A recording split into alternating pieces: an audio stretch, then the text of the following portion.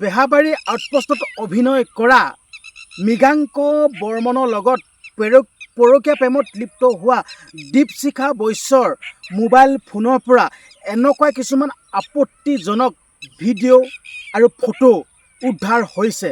আপোনালোকে গমেই পায়, বেহাবাৰী আউটপোষ্টত অভিনয় কৰা মৃগাংক বৰ্মনৰ লগত পৰকীয়া প্ৰেম আছিল আৰু পৰকীয়া প্ৰেমৰ কাৰণেই ৰাজু আলীয়ে বেহাবাৰী আউটপোষ্টত অভিনয় কৰা মৃগাংক বৰ্মনক 20 টকীয়া এখন চুৰিৰে খুচি খুচি হত্যা কৰিলে। আপোনালোকেতো সকলোৱে গমেই পায়, কিন্তু এতিয়া উদ্ধাৰ হৈছে দীপশিখাৰ বৈশ্যৰ মোবাইল ফোনটোৰ পৰা আপত্তিজনক ভিডিঅ' বেয়া ফটো মৃগাংক বৰ্মন আৰু দীপশিখা বৈশ্যৰ লগত একেলগে এইবিলাক কিছুমান কৰা ভিডিঅ'বিলাক এইবিলাক ওলাই পৰিছে।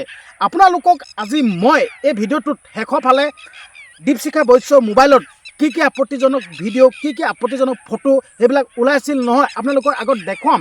ভিডিঅ'টো শেষত আপোনালোকে চাই থাকক। আপোনালোকে প্ৰথমবাৰ শেষলৈকে চাই থাকিলেহে আপোনালোকে চাবলৈ পাব সেই আপত্তিজনক ভিডিঅ'সমূহ, আপত্তিজনক ফটোসমূহ। আপোনালোকে কিন্তু চাই থাকক। কিন্তু আপোনালোকে এটা কথা মন কৰক, যিহেতুকে পৰকীয়া প্ৰেমত লিপ্ত হৈছিল দীপশিখা বৈশ্য, নিজৰ হাজবেণ্ড আছে, নিজৰ হাজবেণ্ড থকাৰ পাছতো তিনিজনকৈ যি পৰকীয়া প্ৰেমত তিনিজনকৈ মতা ভাল পাই আছিল, নিজৰ হাতত ৰখাই থৈছিল। এজন শৰ্মা নামৰ উপাধি দেই, নামটো ইতিমধ্যে গম পোৱা নাই, শৰ্মা বুলি কৈছে। এজন শৰ্মা নামৰ এজনো আছে, মানে তিনিজন, নিজৰ হাজবেণ্ডেদি 4জন। তো এতিয়া কথা হ'ল, এতিয়া আমি নিউজত দেখি আছোঁ মৃগাংক বৰ্মনৰ লগত পৰকীয়া প্ৰেম আছিল আৰু পৰকীয়া প্ৰেম থকা কাৰণেই ৰাজু আলীয়ে সহ্য নহ'ল, গম পালে, চুৰিয়ে সানি খুচি হত্যা কৰিলে। আমি নিউজত পোৱা কথা দেই। কিন্তু এতিয়া এটা কথা আপোনালোকে মন কৰক, যদিহে সঁচাকৈ দীপশিখা বৈশ্য আৰু মৃগাংক বৰ্মনৰ লগত যদি সঁচাকৈ তেনেকুৱা কিবা ৰিলেশ্যন আছিল, আৰু আমি নিজতো দেখিছোঁ বাৰু, একেখন হোটেলতে 3 ঘণ্টাকৈ সময় কটাইছে বুলি কৈছে।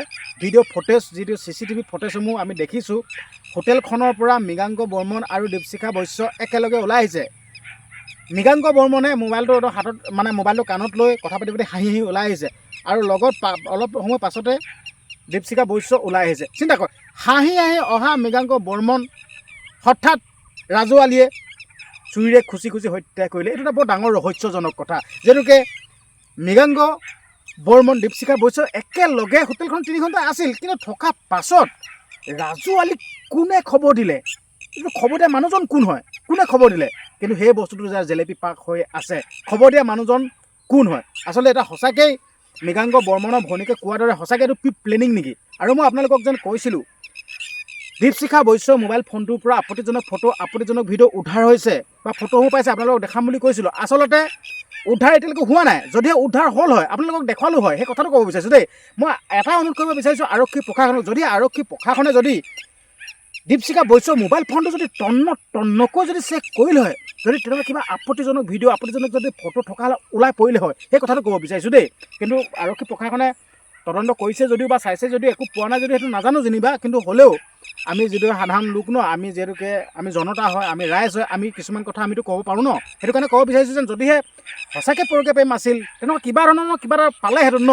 কিন্তু এতিয়ালৈকে একো নিজতো পোৱা নাই বা নিজত দেখা নাই। মই সেই কথাটোহে ক'বৰ কাৰণে ভিডিঅ'টো বনাইছোঁ। যদিহে পৰকীয়া প্ৰেম লিপ্ত থকা হ'লে এইবিলাক আপত্তিজনক ভিডিঅ', আপত্তিজনক ফটো পালেহেঁতেন। ঠিক আছে, হ'ব দিয়ক। ভিডিঅ'টো ইমানখিনি আছিল। আপোনালোকে আপোনালোকৰ মন্তব্যসমূহ কমেণ্ট বক্সত দি যাওক। আৰু আচলতে এই বস্তুটো পৰকীয়া প্ৰেম, এই বস্তুটো হ'ব নালাগে, এইটো অনুৰোধ কৰিছোঁ। আপোনালোকে আপোনালোকৰ মন্তব্যসমূহ কমেণ্ট বক্সত দি যাওকচোন। ধন্যবাদ।